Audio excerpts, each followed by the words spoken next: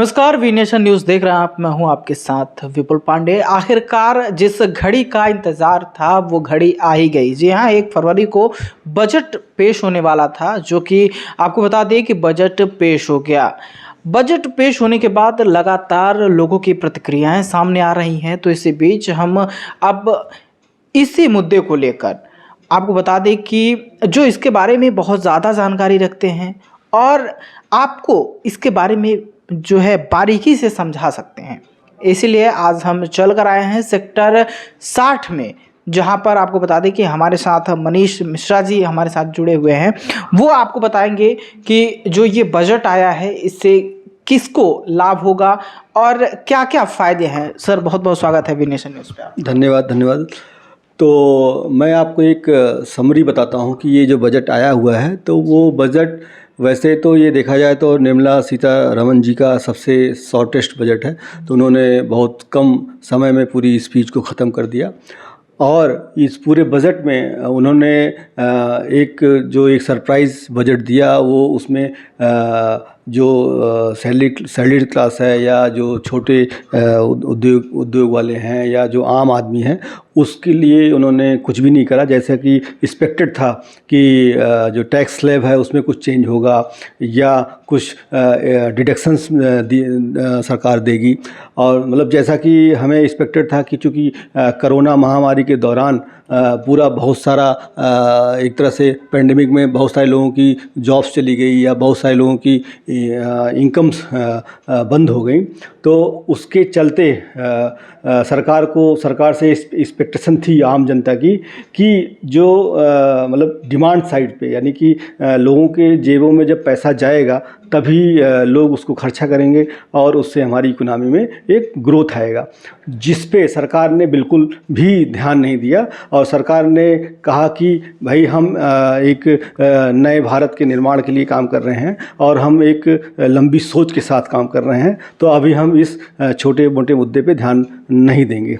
तो ओवरऑल अगर बजट को आप देखेंगे तो बजट भी इसी दिशा में ही बजट गया हुआ है। तो बजट में अगर आप देखेंगे तो सरकार ने चाहे आप फिजिकल इंफ्रास्ट्रक्चर की बात करो तो उन्होंने फिजिकल इंफ्रास्ट्रक्चर के लिए रोड पे और बाकी जो इंफ्रास्ट्रक्चर वाली चीज़ें हैं उस पर फोकस करने की कोशिश की है, या जो डिजिटल इंफ्रास्ट्रक्चर क्रिएट करने की तैयारी की है कि सरकार ने जैसे आपको एक छोटी सी स्कीम बताता हूँ कि सरकार ने एक हेल्थ इकोसिस्टम डेवलप करने का कोशिश किया है। वो चाहती है कि पूरे देश में एक हेल्थ केयर का इकोसिस्टम बनाया जाएगा, जिसमें पेशेंट्स का डाटा रहे और हॉस्पिटल्स का डाटा रहे, या बाकी भी जो डिजिटल रिकॉर्ड है या डिजिटल इंफ्रास्ट्रक्चर हेल्थ केयर का वो तैयार किया जाए। तो उसके लिए सरकार ने एक बजट एलोकेट किया हुआ है। उसी तरीके से अब चूँकि कोरोना महामारी के दौरान जो स्कूल्स बंद थे, पिछले 2 साल से स्कूल बंद हैं, अब बच्चे स्कूल नहीं जा पा रहे हैं। और ये तो चलिए मेट्रो शहर में आप मोबाइल के थ्रू या उसके थ्रू आप वर्क फ्रॉम होम कह सकते हो आप, या होम क्लास कर रहे हैं बच्चे, लेकिन रूरल एरिया में कैसे क्लास होगी। तो उसके लिए गवर्नमेंट ने प्रधानमंत्री ई विद्या स्कीम के तहत गवर्नमेंट ने कहा है कि 1 क्लास 1 टीवी चैनल की एक स्कीम बनाई है, जिसमें लगभग 200 चैनल लॉन्च करे जाएंगे, जिससे कि रूरल एरिया तक एक सब्जेक्ट मैटर को पहुंचाया जा सके। जिस तरीके से ये बजट मतलब आया है, तो इससे गरीब जो थे और मध्यम वर्ग के लोग थे उन्हें काफ़ी उम्मीदें थीं। तो इन उम्मीदों पर जो है सरकार की तरफ सरकार कितनी खरी उतरी है? देखिए, मैंने जैसा पहले ही आपको बताया कि सरकार ने मध्यम वर्ग के लिए या जो नीचे वर्ग के लिए सरकार ने इनडायरेक्ट काम किया है। इनडायरेक्ट काम कैसे कि अगर जब रोड इंफ्रास्ट्रक्चर या बाकी जो इंफ्रास्ट्रक्चर तैयार किए जा रहे हैं उसमें या जो किसानों के लिए उन्होंने किसानों के लिए एक स्कीम ले आई, जो स्कीम लाने की कोशिश कर रहे हैं कि वो कह रहे हैं कि भाई कि ड्रोन से हम जो है पूरे जो फसल पे नज़र रखेंगे है, जिससे किसान अपने मतलब किसानों के पास प्रॉपर डाटा नहीं होता या उनके पास प्रॉपर जानकारी नहीं होती, तो वो स्टार्टअप्स को बोल रहे हैं कि भाई आप ड्रोन सिस्टम को लाइए, एग्रीटेक इंडस्ट्री में इन्वेस्ट कीजिए आके, या एग्रीटेक इंडस्ट्री के लिए नाबार्ड के थ्रू उन्होंने फंड भी एलोकेट किया हुआ है कि अगर स्टार्टअप आता है तो उसको फंडिंग भी नाबार्ड देगा, और रिसर्च में भी पैसे एलोकेट किए गए हैं।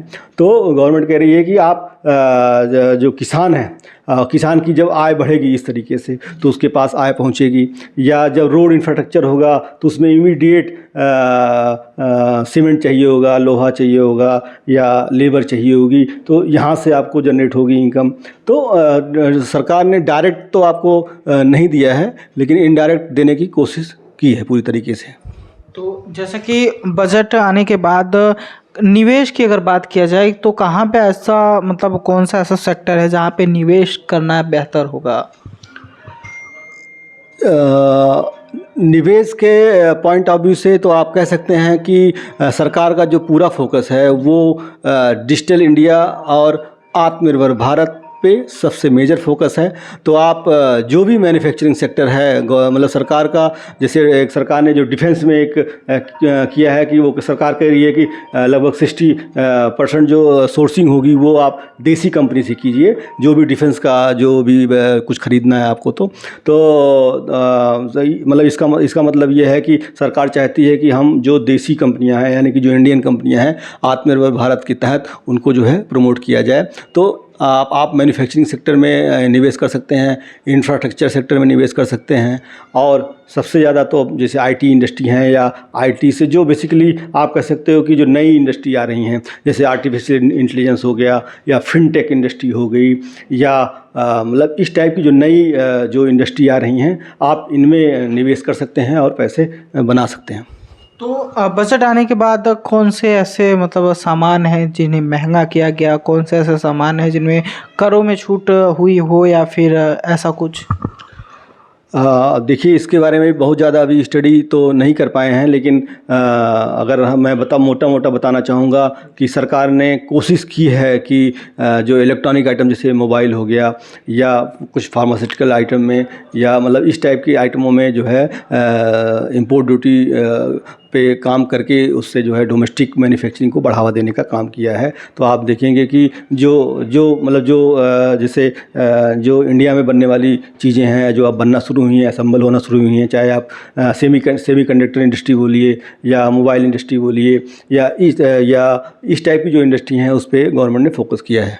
जी, चलते चलते आपसे एक आखिरी सवाल ये करेंगे कि जैसा कि दर्शक ये जानना चाहते हैं, और कि कहा यह जाता है कि बजट जब बनता है तो इसमें काफ़ी वक्त लगता है, तो वक्त मतलब जो वक्त लगता है और कितने लोग इसमें काम करते हैं? देखिए, इसमें तो पूरी मतलब फाइनेंस मिनिस्ट्री लगभग जो है, मुझे लगता है कम से कम 3 महीने पूरा रिग्रेस काम करती है, तब जाके ये बजट हो पाता है, बन पाता है। और 1 महीने के लिए तो सारे एकदम नज़रबंद होते हैं, मतलब चूँकि इसका एक मेन लॉजिक होता है कि अगर जिससे कि कोई इन्फॉर्मेशन लीक ना हो, जिससे कोई किसी का फ़ायदा ना उठा पाए। एक चीज़ मैं और आपको बताना चाहूँगा जो सबसे महत्वपूर्ण हुई है, जैसे आपने आजकल देख रहे होंगे कि क्रिप्टो करेंसी NFT जिसको बोलते हैं, आज की डेट में NFT देख रहे होंगे आप। तो सरकार ने मतलब उस पर भी उसकी नज़र थी सरकार की। बहुत लोग हिंदुस्तान में चूँकि इसका बहुत ज़्यादा चलन बढ़ गया था, तो उसकी वजह से लोग चोरी कर रहे थे, टैक्स की चोरी कर रहे थे, या इससे बहुत ज़्यादा ट्रांजैक्शन होने लगी थी। तो गवर्नमेंट ने क्रिप्टो करेंसी को, यानी कि डिजिटल एसेट को, चाहे आप NFT बोलिए या क्रिप्टो करेंसी, बिटकॉइन या इथेरियम, जो भी कह सकते हैं आप, तो इस पर सरकार ने इसको 30% से टैक्स कर दिया है। यानी कि अगर कोई भी आदमी क्रिप्टो करेंसी में या डिजिटल एसेट्स में डील करेगा और उसको बेचेगा, तो उस पर 30% का टैक्स लगेगा, और जिसको बेचेगा या अगर जो पेमेंट करेगा उसको 1% का TDS काटना पड़ेगा और जमा करना पड़ेगा। तो सरकार ने इस जो डिजिटल इंडस्ट्री है, अभी तो आप कह सकते हैं कि छोटी सी इंडस्ट्री है, परंतु ये आगे बढ़ रही थी।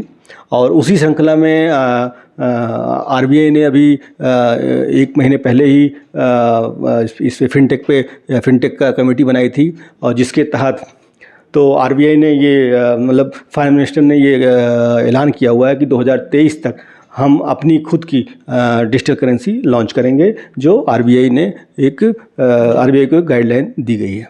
जी, तो ये थे हमारे साथ मनीष मिश्रा जी, जिन्होंने आपको जानकारी दी और उन्होंने बताया कि बजट से ये जो बजट पास हुआ है इससे क्या क्या लाभ है और किस तरीके से कहाँ पे छूट मिली है।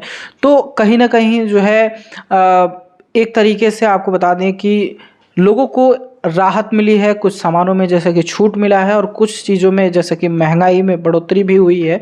तो आपको कहाँ निवेश करना है ये तो आपने सुन ही लिया। फिर मिलेंगे ऐसे ही तमाम जानकारियों के साथ, देखते रहिए वी नेशन न्यूज़।